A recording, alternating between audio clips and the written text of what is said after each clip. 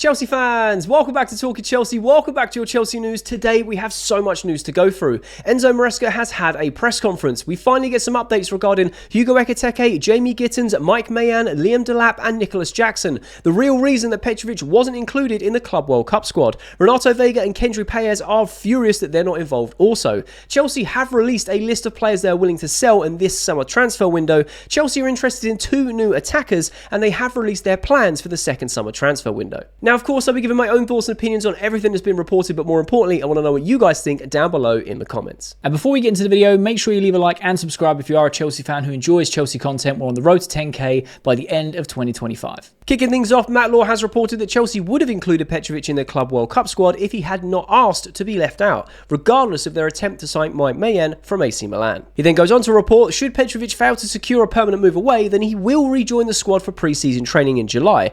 Petrovic wants to be a guaranteed starter, something Chelsea cannot offer. Strasbourg are interested in signing him permanently and Premier League clubs are assessing a move. This is very interesting and it gives context, more context to why Petrovic isn't going on that plane to the Club World Cup. And if I'm being honest, this makes a lot more sense. Chelsea have not guaranteed him a number 1 spot and I find that baffling. Petrovic currently is our best goalkeeper in my opinion and I'm sure you guys feel exactly the same way. He was sent away last season to Strasbourg for a development season. He had a fantastic season, not only with the eye test, but statistically, one of the best keepers in Europe's top 5 leagues. He then comes back to Chelsea to be like, right, I want to be number 1 now. I have earned my stripes. I have earned the right to fight for that place. I am Chelsea's best goalkeeper. And Chelsea can't guarantee that. They've got so much faith in Sanchez. They tried this attempt for Maignan, which went wrong.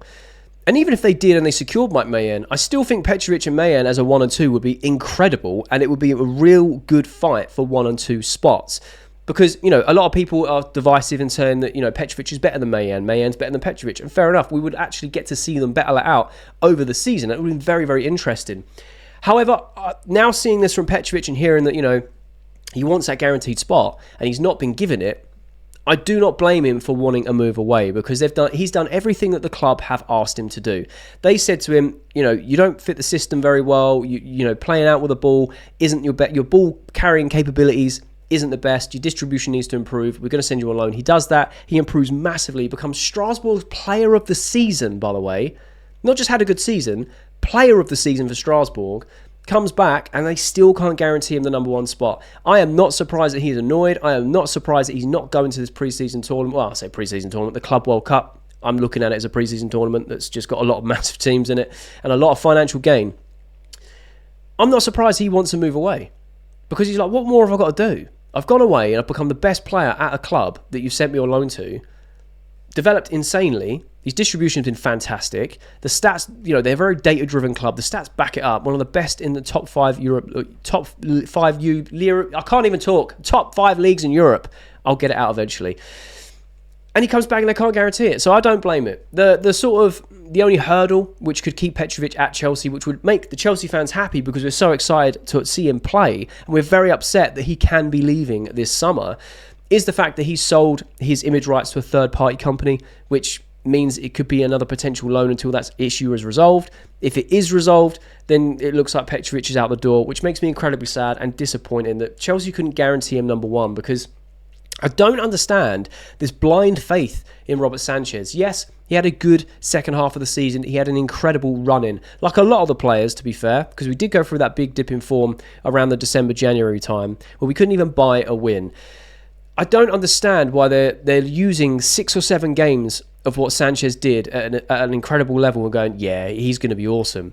But they couldn't have the same energy when it was 6 or 7 running of games when under Pochettino, and they said that wasn't good enough.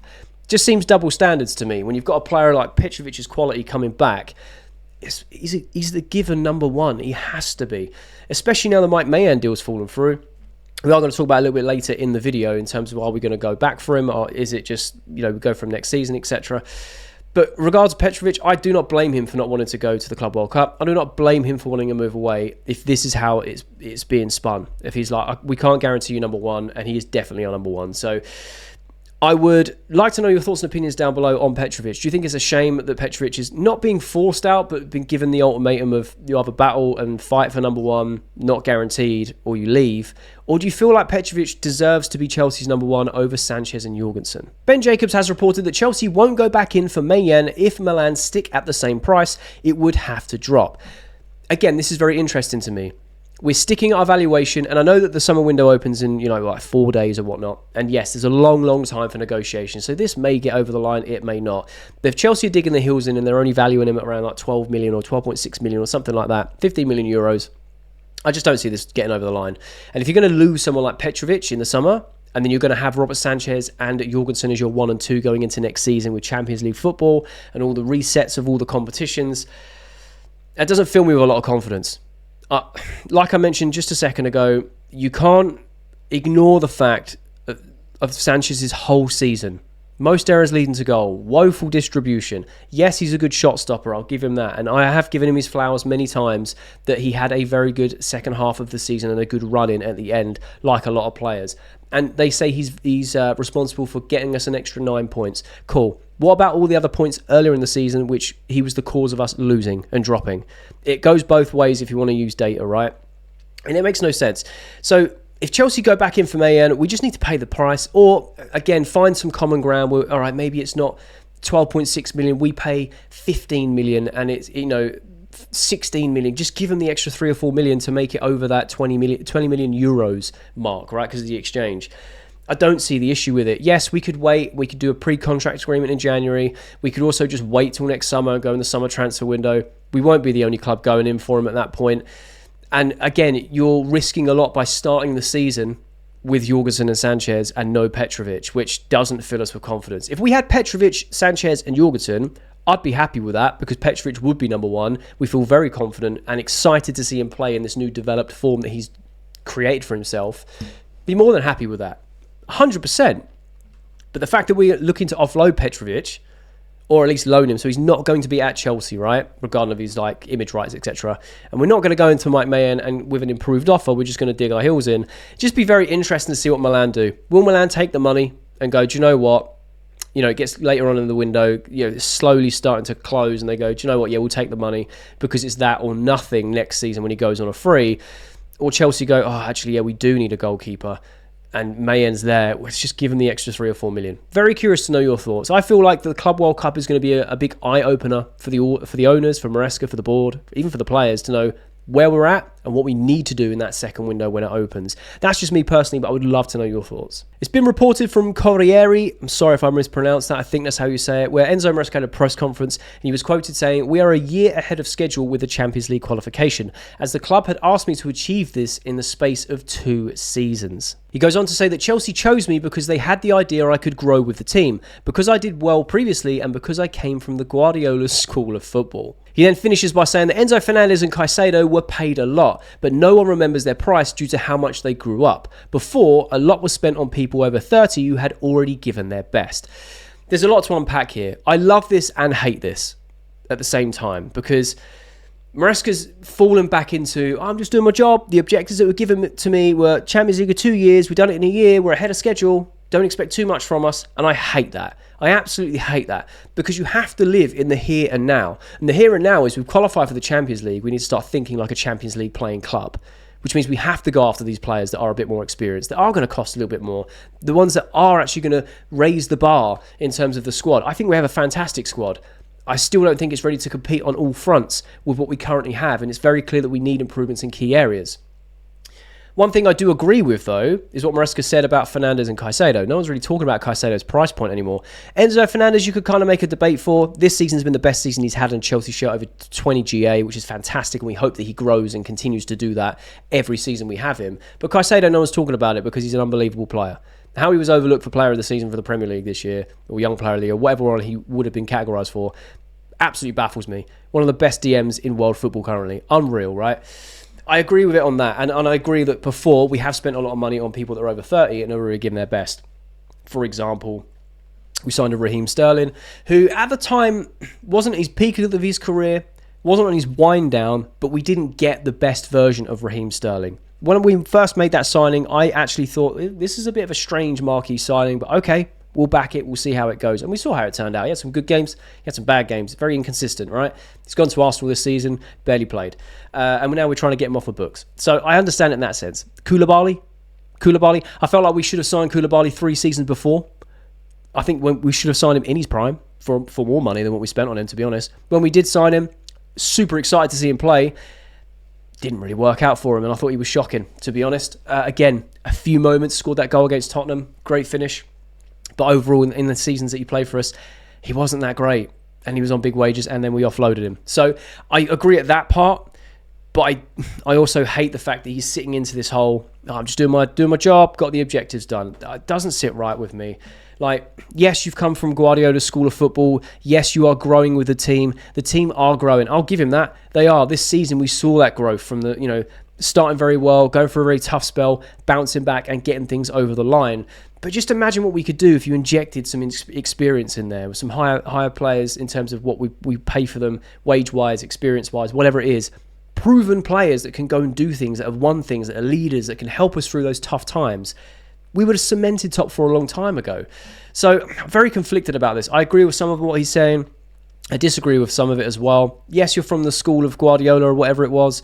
And yes, we know that the owners want basically a Pep Guardiola 2.0. Everyone's board of directors, everyone's owners want some sort of Guardiola reincarnate at their club because Guardiola's changed and shaped the way the Premier League's been played in the last 10 years. And, it's credit to him. I feel like it's very systematic, very robotic, and there's a lot of fans frustrated with it. I'm also one of those fans. I miss the times where it's a lot more free-flowing, more attacking. It was less system, and more just let the players do what they're good at and still manage them with tactics, etc. But everyone plays the same sort of formations, the same sort of low blocks, the counter-attacks, the systematic plays. That's just me. I would love to know your thoughts and opinions down below about Enzo Maresca's comments in his press conference. Do you agree with what he's saying in terms of we're a year ahead of schedule, we should just kind of chill out and accept for what it is? Or do you feel like we should be pushing on more because we are ahead of schedule? We should be excited and trying to be ambitious in this next season. What are your thoughts on the whole Enzo Caicedo price tag and how we've bought older players before and it's not worked out? Do you agree with that? Do you disagree? Very curious to know your thoughts. Maresca also said, I don't want to lecture anyone. Having said that, the Champions League final has photographed the dominance of a young team, capable of great technical players expressed at a hellish pace and energy, running, pressing, offensive talent. Luis Enrique has built a spectacular PSG, and in a small way at Chelsea, I'm trying to do the same. Again, I hear what he's saying. PSG have some incredible talent, yes. They've got an incredible manager, yes. They played so well this season. But they've also got experience in there. Moussa Dembele isn't fresh off the block and 18 years old and isn't someone for the future. He's someone for the here and now. I can never pronounce his name. The guy that signed from Napoli, the winger, Kavats, I can't pronounce it, so I apologise. He is still young and a talent, but he's experienced, playing at Napoli. I swear he won things at Napoli as well. Leader, experience, comes in, big money, big wages. You can go through that whole team. Yes, they are young, they're exciting, and they are fluid in attack. And I feel like Chelsea can do that with the players that they've got. But I feel like he's kind of working against himself by saying, yeah, but look at PSG. Look what PSG achieved this season. That can be us. I'm trying to do it in our own little way, but that can be us with young players. And I totally believe that ethos. But you can't have that as the complete ethos. You do need an injection of experience at some point. They are the players that get you through the tough times, that grab the games by the scruff, that get everyone uplifted when it's needed. The ones that, teach the players not to run away with it in terms of the confidence, not to get too low when confidence is low. They are just super impactful. And, of course, they have skin in the game. They've earned their stripes. They know what it takes. So, again, I kind of agree and disagree, and I would love to know your thoughts on this part as well. Let me know. Do you think that Maresca's got a point and we should just completely go in all, just for young talent completely? Or do you feel like we do need an injection of experience? Nizar Kinsella has reported that Renato Veiga and Kendry Paez are frustrated at being left out of Chelsea's Club World Cup squad. He then goes on to report a source close to Renato Veiga says the defender had expected to return to Chelsea to play in the Club World Cup after winning the Nations League with Portugal. Well, congratulations Renato Veiga for winning the Nations League. I don't think you have a leg to stand on, personally. I personally really rate Veiga. I thought he was going to go on and be a really good, vital player in the squad for Chelsea. However, if we cast our minds back to January, he was begging for a move away from Chelsea because he didn't want to play on the left-hand side and he wanted to play more centrally. Didn't want to be playing as a 6 either. You know, the reason why we purchased a player like him, who was a Swiss Army knife player, could play left back, centre back, or as a 6. He was screaming for a move away because he didn't want to do that. And he left the club in January to go to Juventus and had a good loan spell. I think he was injured for a long period as well. But when he played well. And fair play to him. If that's what he wants to do. That doesn't mean that you can expect to come back off a loan spell and walk straight into a squad that you were screaming to leave midway through the season. That's just my thought. Like, you can't have your cake and eat it too. When it comes to Kendry Paez, I do feel empathy for him. I feel for him, right? Because it would have been a perfect opportunity to see what he can do in a Chelsea shirt, and it would have been much relief for someone like Cole Palmer in that 10 to give the guy a bit of a break. We've played so much football this season, and it doesn't stop. We do the Club World Cup, we come back, they have a few weeks off, bang, straight into the Premier League, whether it's a little pre-season or straight into the Premier League, depending on how far we go into the Club World Cup. It would have been amazing to see Kendry Paez there. And to be honest, the only sort of angle that Veiga has got is, well, you haven't got another left back that you're taking. You've just got Cucurella. It makes sense to take me. But he doesn't want to play left back. So I thought it was worth mentioning. Obviously from Petrovic's side, from Kendry Paez, very different reasons. And I fully understand why they're frustrated they're not included. And obviously why Petrovic didn't want to be included. But Renato Veiga, unfortunately, my man, you haven't got no legs to stand on. You wanted to move away because you didn't want to play in the manager system. You can't expect to come back. Congratulations on winning the Nations League with Portugal. Cool. Congratulations on your successful loan spell. Cool. But I feel like you will be sold this summer unless you change your attitude. And that's just my opinion. But I would love to know your opinion and thoughts down below in the comments. Christian Whoop had reported that Chelsea are said to be surprised by Gittens' negotiations, as they assumed sooner or later BVB would accommodate them because they needed the funds and Gittens wanted to play for Chelsea. This guy agreed a 7-year deal for Chelsea, and there's videos of him being visibly angry this deal fell through, of him speeding away from the training ground. He must be furious, but there's been some more reports from Dortmund's side, which I thought was very, very interesting. Dortmund's director, Sebastian Kehl, I think that's how you pronounce it, I apologise if it's wrong, has stated, in the end, we didn't come to an arrangement on Jamie because we have different ideas about the player's current value. But the talks were very, very respectful. We have been in good dialogue with Chelsea for many years. And yet we have different point of view and are happy that Jamie will now be part of our team at the Club World Cup and are delighted that he is staying. I'm not responsible for the late offer, but of course I will still deal with it, and that's what we've done. Let's see how things develop in the future. That was reported by Nizar Kansilla. It's very interesting to get both sides of the story when it comes to Jamie Gittens. The way I see it is Dortmund were just trying to get as much money as possible out of Chelsea, and eventually Chelsea went, nah, we're good, you know. We're going to put a pin in this, come back to it. Put a pin in it, come back to it. We're not going to overpay. And I feel that's the right decision. I mentioned this in the previous videos. I'm glad that Chelsea haven't overpaid for Jamie Gittens. He's an exciting young player, and if he plays for Chelsea, I couldn't wait to see what he does. He's electric, high and wide winger, perfect for Maresca's system. I don't think he's worth 65 million euros though, and that's just me personally. I would love to know your thoughts on Jamie Gittens down below. Some of you from the community we have that comment on every single video, I shout out to you. I absolutely love you guys. Some of you really like Gittens and are excited to see him play. Some of you really aren't impressed by Gittens and don't want him. We want us to go for someone like a Nico Williams or someone else. And I hear that. I'm just glad that Dortmund have one point of view saying we value him at this amount. Well, you can't really, because Chelsea come in 3 times and had 3 bids rejected at their price valuations. So what is it really going to take to get it over the line?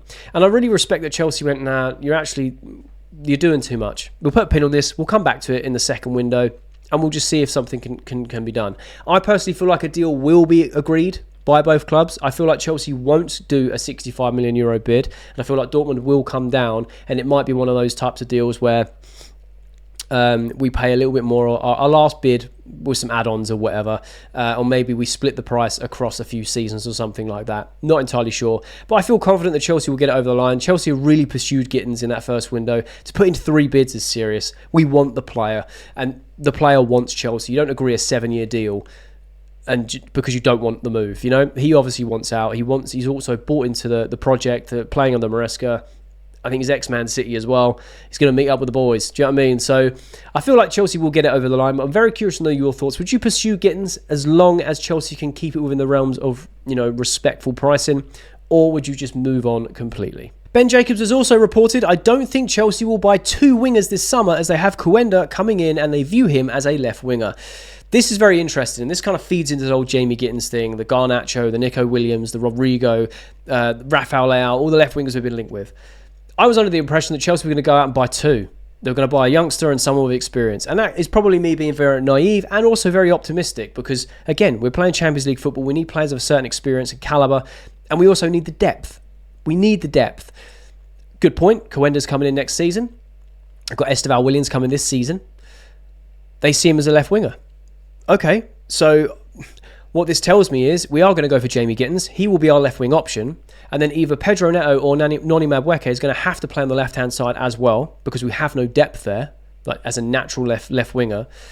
And that means we go into the season with our wing options of Esteval, Neto, Madueke, and Gittens. And I think across all the competitions, I think that's very... Oh, and Tyreek George as well. I don't know why I keep forgetting him. Tyreek George will get minutes too. 5 wingers, I think it's very thin because you're putting a lot of pressure on the likes of Jamie Gittens and you're putting a lot of pressure on the likes of Tyreek George, who I think is developed very, very well. But to put the pressure of an entire season on him, I mean, it could work well. Happy to be proved wrong. I mean, essentially on the left-hand side, you can have a rotation of Tyreek George and Gittens. That'd be very exciting. Inexperienced, but very exciting. Yes, Gittens has played Champions League football. He's played Bundesliga football. So, yeah, he has experience in that sense. But they're still both very young. What are they? 18, 19, and then Gittens is like 20, 21. Very, very young. Madueke's had Premier League experience. Now he's got Premier League experience. I don't know. It just, to me, it screams that it's a bit thin with the experience and the numbers. If we get an injury, all of a sudden there's a spanner in the works. So again, it could be a case of we see where we're at in the Club World Cup, and Maresca has to put his foot down and he has to say, look, I get you want me to do a job. If you want me to do it, you need to go get me the players I need, because right now there's a question mark over the goalkeeper in front. There's a very thin cover on the left hand side. Centre back.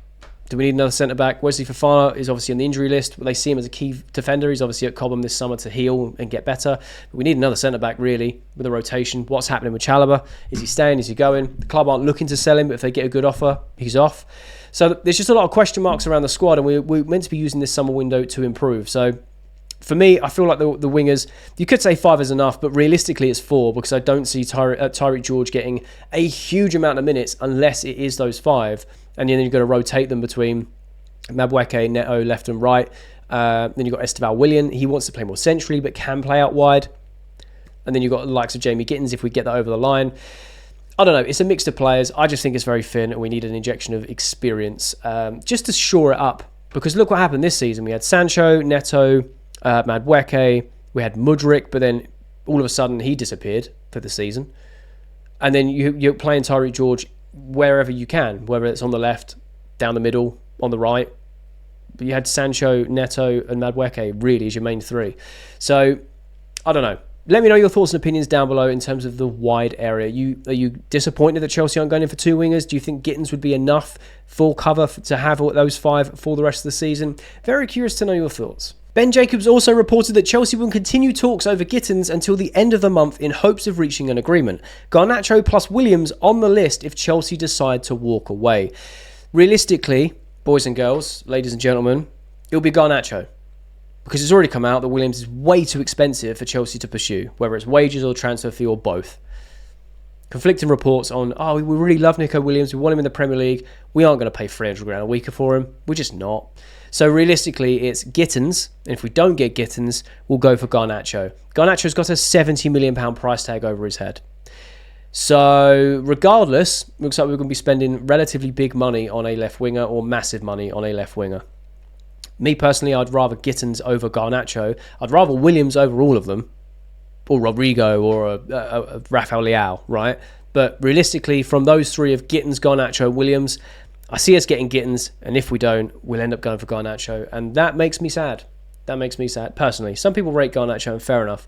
I personally don't. I just don't. Can go on to be an amazing player, happy to be proved wrong. I just hope that Chelsea don't go all in for Garnacho. But again, let me know your thoughts down below in the comments. Fabrizio Romano has reported that Chelsea and Arsenal have started making some calls for Jorrel Hato. This gets me excited because we desperately need cover on that left-hand side for Cucurella. That guy has played so many minutes, and I really hope that he doesn't get injured or gets burnt out, because let's be honest, we're running very, very thin on that left-hand side, and Hato is a fantastic player to have in rotation. He can play as a centre-back or on that left-hand side, like left-sided centre-back or left-back. He'd be unreal on a back 3 on the left-hand side. You can also get high and wide like Cucurella does while he's playing left-back, who inverts. I don't know what he's like inverting personally, but I've not seen overly enough of Hato. But as a defender, fantastic. Very curious to know what the price tag would be on someone like Hato. I would assume it'd be something around 45 to 55 million pounds rather than euros. That's just a wild guess though. But I would love to see this materialise, and I would love to have Jorrel Hato and Cucurella on the left-hand side. That would give us so much more depth and a lot more confidence. Cucurella is a fantastic player. Fantastic player. It's so integral to how we play in the Maresca system, granted. But again, anything happens to him, suspension, an injury, burns out, like fatigue, we're cooked on that left-hand side because we're playing Gusto left-back. I'm sorry, but I just don't want to see Gusto left-back. I'd rather have an actual left-sided player like Jorrel Hato who can come in and do the business for us. That's just my opinion though. We've got a lot of news to rattle through, so I don't want to sit on this one for too long. Let me know your thoughts and opinions down below. Should Chelsea go for Jorrel Hato? Do you think he'd be a good addition and good squad depth on that left-hand side? Ben Jacobs also reported that Chelsea will be assessing in the Club World Cup how Delap and Jackson push each other. Then they'll decide if they need another striker or someone more in the Nkunku mould, where the interest in a Morgan Rogers comes in. Ooh, Chelsea fans, this is where we could be cooking regardless, right? And this is what I said previously in the video. The Club World Cup will be almost like a staple. We're going to look at it, we're going to see where we're at as a club, and then it's down to Maresca to go, look, we either need another striker, or we need a winger, or we need a centre-back, or we need the goalkeeping position covering, whatever it is. He goes to the board and say, we need these players. And the board are also going to look at it and go, how's it going to work, right? And this is where we need the pressure. And we need to see how the performances go. So, of course, I always want my team to do well. I hope we go very far in this competition and we really try and compete. At the same time, if it goes all wrong and there is clear and obvious errors and mistakes within the squad, it's kind of a silver lining because we have the window to then go back here, which is what a lot of Chelsea fans, myself included, want, is experience in key areas, right? The interesting thing here is if they need another striker, which we're laughing if we do, because then you go out and get someone like a Gyökeres, an Ekitike, an Osman, whatever it is, either to the high end of like break the wage structure or someone like an Ekitike, who isn't an out-and-out 9 but could work very well in a 3 of Delap, Ekitike and Jackson, in my opinion. A lot of variety there. Or someone in the Nkunku mould where the interest of Morgan Rogers come in. Morgan Rogers would absolutely cook in this Chelsea squad. Now, yes, he plays more centrally in that 10, but good cover for Palmer. Incredible cover for Palmer. Again, Palmer plays as many minutes as possible because he's our best player. Anything happens to him, we're cooked. We've got Nkunku, and I'm assuming that yes, Nkunku is there as that 10, but we'll probably see him play more minutes on the left-hand side than centrally in the Club World Cup because just how short we are in depth on the left-hand side. Obviously, I know we've got wingers that are going, but like I keep mentioning on that left-hand side, it's very, very thin, very weak at the moment. And some of the new, Sarr, Asugo and Delap are going to the Club World Cup, which will be very interesting. Mate, I would be over the moon if Chelsea going for Morgan Rogers. I think he'd be incredible. Would he play every minute of every game? No. Would he be impactful? 100%. Would he be a fantastic squad player? Yes, 100%. Don't know how much Villa would want for him because, again, Villa are in a lot of trouble with PSR or getting very, very close to a lot of their expenses of the wage bill. It's like 90% of their money, which is wild. They need to sell some players. We could probably capitalise unless they want to ask for absolutely silly money for Morgan Rogers. Or they might decide that we need an actual striker, another striker on top of Delap, which will be very interesting. So very curious to know your thoughts down below. He then continues to say that Chelsea is still assessing what to do with the striker situation, and this is because Maresca still has big faith in Nicolas Jackson. Now, we know that Maresca is a big admirer of Nicolas Jackson, and to be honest, I still like Jackson. I think he can go on and be a very, very good player. We've seen the glimmer of magic, the good spells. We've also seen the bad spells. All this guy needs to work on is his finishing, and he'd be an absolute world beater. Hold-up play, fantastic. He's passing, and the way that he can create space and create chances, fantastic. The one thing he can't do as a striker is score goals consistently. He's not clinical enough. If that fixes it, yeah, cool, keep Jackson. Because if he can score more chances than he needs, amazing. Because right now, it's just frustrating how many chances we throw away because he can't finish. That's the frustrating bit about it. And this is why Chelsea fans are screaming for another striker. Now, I personally feel like Liam Delap's going to hit the ground running. I really do. I've got big hopes. I'm excited. Having a natural finisher is going to make a big, big difference. And I can see Delap being our main number 9 from the get-go to kind of challenge Jackson to get better and improve so he can fight his way into the team. That's what I think is going to happen.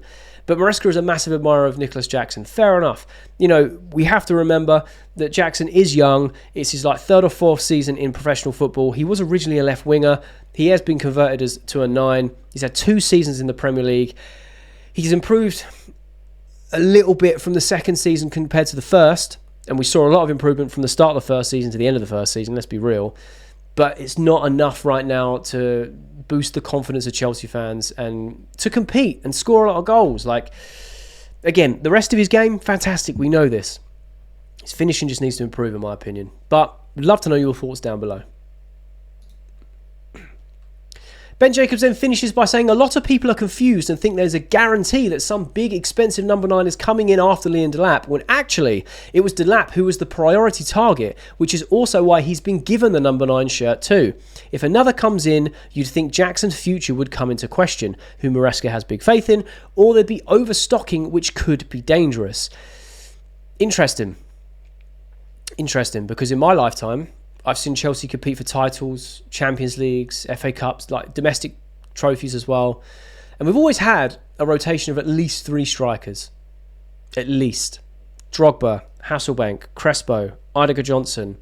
You can go on. Anelka, Torres, Drogba. There's always been a rotation of just good strikers. Whether we've overpaid or not, regardless. In terms of ability, good strikers. So I kind of see what he's saying. You've got Mark Guiu, Delap and Jackson. And they go, well, any more questions on his future? I think Jackson could do a really good job out on the left. We go buy another number 9. Jackson can play a 2-role thing where he plays as a 9 when he gets his chance, takes his chance, he stays there. If not, he can do his work on that left-hand side. He can drift out. He can work the channels very well. It's natural to him. So the other thing as well is we're not guaranteed to go get another number 9. And again, I was very optimistic and very forward-thinking and excited, thinking that Delap was coming in because we wanted him, and he's young, and he's got a bit of Prem experience, and he's raw, and he can bully defenders. He's perfect for a Maresca system. Before Chelsea were going to go out and secure a Gyökeres or an Osimhen or someone that's just an absolute finisher, and then have that as a rotation. But apparently not. Apparently not. Like I said previously with the other report, they are going to be assessing how Delap and Jackson kind of work well with each other if we need another striker or if it's someone in more of a Morgan Rogers role, which I'm leaning more towards that. I feel like that will be the outcome of this Club World Cup, of how we play. We'll soon see. I think Delap is going to do so well. I'm so excited. Maybe it's copium. I don't know, but I just really want him to do well. I think he will do well. And it'll be very interesting to see whether we do go for another striker or if we settle with Delap and Jackson and we go for someone like Morgan Rogers or an Ekitike. But very curious to know your thoughts. Do you think this is the right decision from Chelsea, or do you feel like we should be going in for that other killer number 9? Let me know your thoughts down below. BILD have reported that Frankfurt have agreed to leave Ekitike alone on his vacation until he reaches a personal terms agreement with a club. Ekitike can imagine playing for Chelsea, but Liverpool could come in hot if they sell Nunez. The CEO, Marcus Kreusch, again, I hope I pronounced that right, apologies if I didn't, stays firm on his £84 million valuation of Ekitike. If the price isn't right, he will just stay with us. We don't have to sell Hugo. Fair. You don't have to sell Hugo Ekitike. I think he'd be a good addition. I think he's a great player. 22 goals, 12 assists in a season. Think it works well. He's also a player that isn't an out-and-out 9. He isn't a target man. He does have that sort of Morgan Rogers-y style thing where he can drift into the channels, play a bit deeper, pick the ball up, create more space and chances, and also can finish, right? It's a different style of player, just like Delap and Jackson are, right? I think £84 million is a lot of money, and I also think that is too high for someone like Ekitike. It's whether or not Chelsea feel that way and feel like we need someone like Ekitike, because Chelsea were like, we ain't paying £84 million. We value him at around 67. That's a big difference. That's a big difference. What's that, 23 million? That's a lot of money in terms of difference, right? So it'll be very interesting to see what happens in this second window, whether talks continue. There's also been reports that we weren't as far in the negotiations as was led to believe. Liverpool are actually leading the race in terms of having serious conversations. Liverpool also spent some mad money this window already. 100 and whatever it was million on Wirtz and other players. They mean business, and they're a big club that want to challenge and compete, and they are not scared to spend money. Man City, another club in this window, spent big. They won't settle for where they finished last year. They'll look at last season as a disgrace. They will go in, and they've secured 4 players already. They are spending big. They're a big club that want to compete. this is where Chelsea have to match it. We can buy the young talent. We can go and do these things. We've secured a Delap and whatnot. Great. Go out, spend big money on banger players, basically. World-class talent that can change and raise the bar and change us, challenging across competitions next season. I don't think Ekitike for £84 million is good value for a deal. I think Ekitike for around £70 million makes a lot more sense because that's a £14 million discount to what they are valuing him at. However, like Marcus has said, they don't have to sell Ekitike. They don't have to sell him. So I feel like that is the type of move which could be in a stalemate, which we actually walk away from because they don't have to sell him. And that's fair. That's fair. I've got no issue with that. I'll take him or leave him. I feel like there are other options that we could pursue in this window. But that's just my opinion, and I would love to know your thoughts down below. Would you go for Hugo Ekitike? Do you think £84 million is too much? Do you agree with Chelsea's valuation of more around £67 million? And do you feel that he'll be vital in an Enzo Maresca system? Nafesalt1 and the Mail Sport have reported that Chelsea have fallen in love with Jesus Rodriguez and are hopeful of landing the winger this summer. Fans will be able to see his development in real time at the Under-21 Euros this summer. And this is a prime example of when I say that Chelsea need experience. Now look, Jesus Rodriguez has a lot of potential, bags of talent, very, very young. He's at the Under-21 Euros. At what point does it become an addiction for the Chelsea board to just buy kids for the future? Now, yes, he's a very talented player. I've only seen very limited things, but he looks fantastic. He looks like he can develop and be an absolute world beater, like a lot of the talent that Chelsea have either bought or are looking at. There's no denying in that, right? One, why? Why? This doesn't fill Chelsea fans with confidence when we're in a window where we need improvements and experience. But it's okay, we're going to go get one left winger who is young and experienced, and then we're going to look at someone for the future again. We've got Kuenda coming in next season, Esteval Willian coming in this season, but we're going to go look at someone in the under-21s, Jesus Rodriguez, because we think he's fantastic. We want to secure his signature, and he'll be another one for the future. Now look, I've said this many a times, I feel like it works in the long run, but in the short term, you have to also deal with the now. You have to deal with the now. Get some experience, get some world-class players to help with the team currently to take them to another level. Then you have these young and experienced players coming in. They can then learn from these world-class players that you've brought in for the now. As they get older, you then naturally have a transition of younger talent that's learning and coming in to take over that experienced talent. But that's just me. Maybe I'm just crazy. Maybe I'm deluded. I don't know. I would love to know your thoughts and opinions down below on it. Do you feel like, have you seen Jesus Rodriguez? Will you be watching him in the under-21s Euros? Do you feel like Chelsea should be signing him? Do you feel like Chelsea should be putting more of time and attention into world-class and experienced players in the right now to help us now for next season? Or do you feel like I'm crazy and Chelsea got the right idea and I just don't know what I'm talking about? Either way, I would love to know your thoughts and opinions down below in the comments. And lastly, Nizar Kinsella has reported players mostly for sale at Chelsea and potentially more. We have Raheem Sterling, Axel Disasi, Kepa Arrizabalaga, Jordi Petrovic, Armando Broja, João Felix, Renato Veiga, Ben Chilwell, Carney Chukwuemeka and Leslie Ugochukwu. To be honest, I'm not surprised at anyone on that list other than Petrovic. And Felix kind of on the fence because I could see him doing a job in the squad, but it's very evident that we don't have plans for him and he will also be going. Sterling we knew, Disasi we knew, Kepa we knew, Petrovic is just surprising to me. Broja again we knew. Veiga again is such a disappointment because I feel like he could have been such a vital player in our squad, but he's just not willing to play into the system that Maresca is playing. So I find that a bit of a weird situation. Chelsea are obviously going to profit on him, so that's what's going to happen. Ben Chilwell, he's been frozen out. Carney Chukwuemeka is a sad one, and so is Ugochukwu. Both sad ones for me because they have potential to go on and be incredible players. They just, injuries and other players around them in their positions have just elevated to a point where I don't think they get in. So very interesting to kind of see all those names laid out.